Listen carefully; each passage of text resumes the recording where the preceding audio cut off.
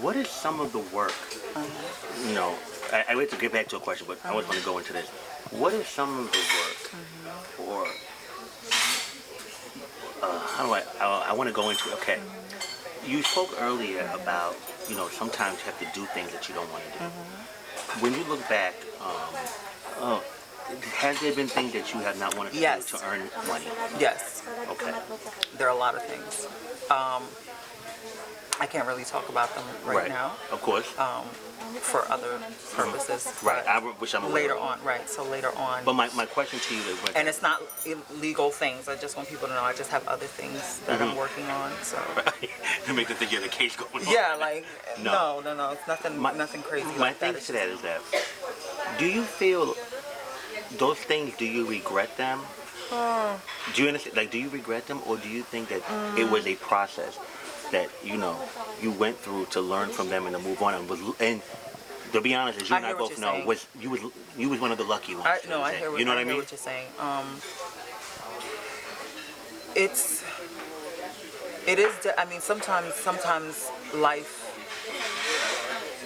certain decisions lead you down a road, and on that road you have to kind of make ends meet when you don't give yourself choices or options. I didn't give myself options at a young age, so that was where it was for me. That led me down a certain path.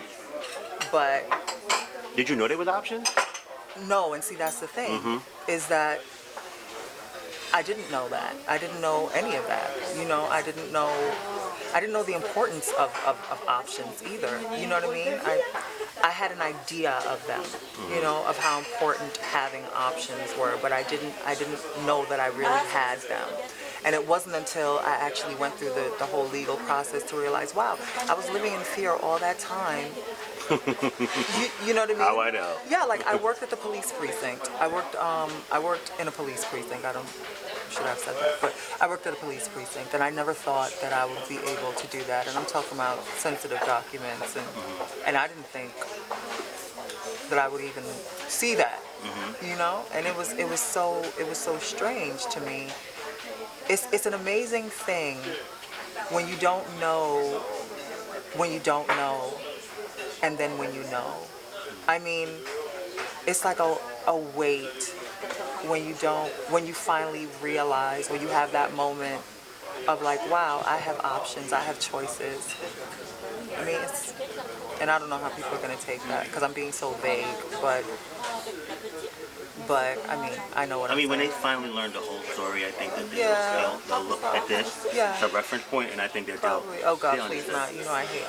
I don't even want to watch this. I know you're not. I know you're crazy. But listen, let me ask you this. So, what is the work you're doing now, and how you got into it? I'm talking about as far as your career you're into now. Describe that. How did it? Okay. So it happened.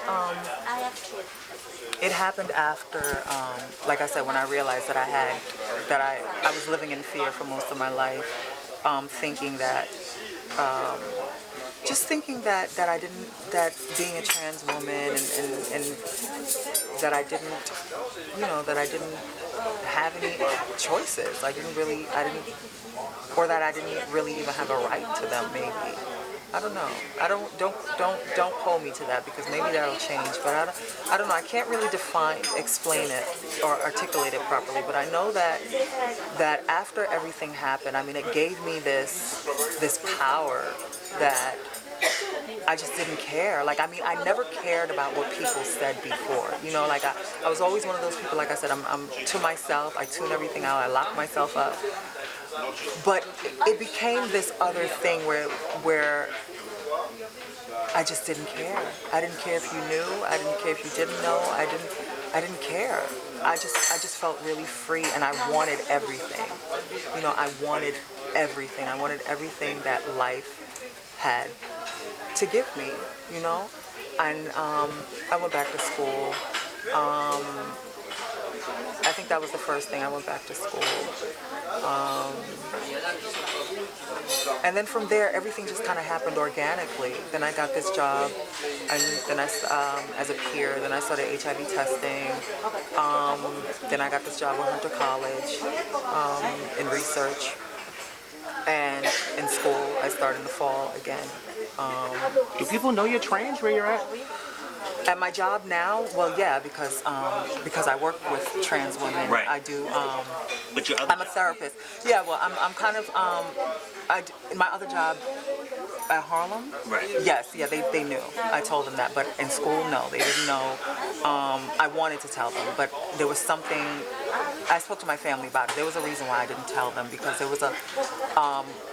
One of the professors had really taken a liking to me, and she was kind of working behind the scenes to kind of hook me up with some things, and I wanted to tell, but I spoke to my family and they were like, you know, you're in a place where they can kind of just do, you know, do whatever, you know, and I got to that point where I was like, you know what, I didn't want to fight right now. You got to learn how to pick and choose your battles, and right then and there, that wasn't my battle to fight. Do you think a lot of people don't know when to pick their battles? Perhaps, I don't know. For me, I know that that's something that I have to constantly do. I have to learn how to shut up and when to speak. You know, there's plenty of times where I want to say something, but I know that I can't. I know that I have to choose the words that come out of my mouth. I can't just say whatever that comes to my mind. I can't do that because words have consequences. You know what I mean? Mm-hmm. I live by that. I live by my word. If I say yes, I mean yes. That's why I try not to give it. Mm-hmm. But. Oh, I know you. You know me. So my yes forced me to do this. It's not that bad though, right? It's all right. Okay. You know I don't. Still uncomfortable. But I'm gonna be honest with you. As each segment goes on, the comfort you may feel, Yeah. but the comfort, which is good. But okay, so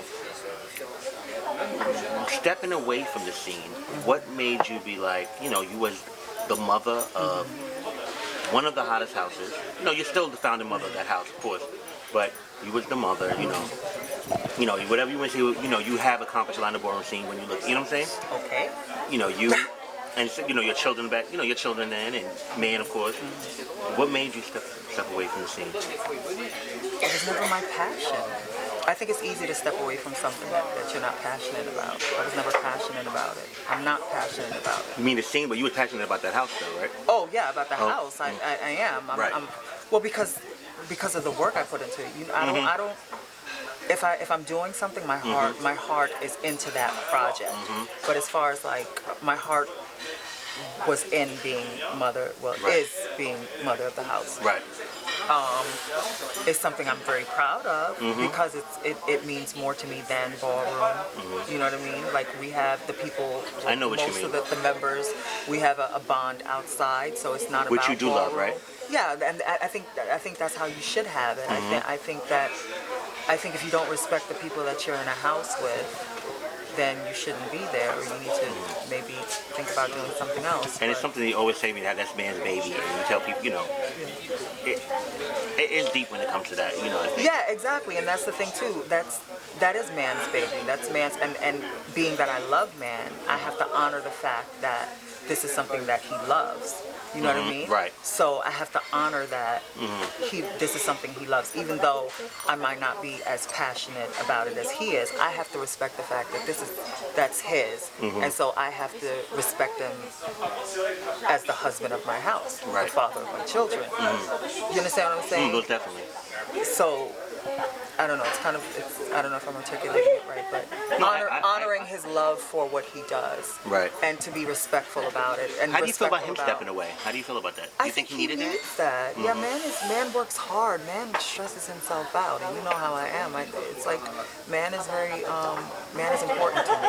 You know, so if he's stressed, I don't. How do you feel about Rodney being someone that you know also for years? I think that's good. I think it's great because Man and Rodney, they're best friends. They're really, really good friends. I think if there was anyone two-handed down to it, would be Rodney because they're so close. Rodney does.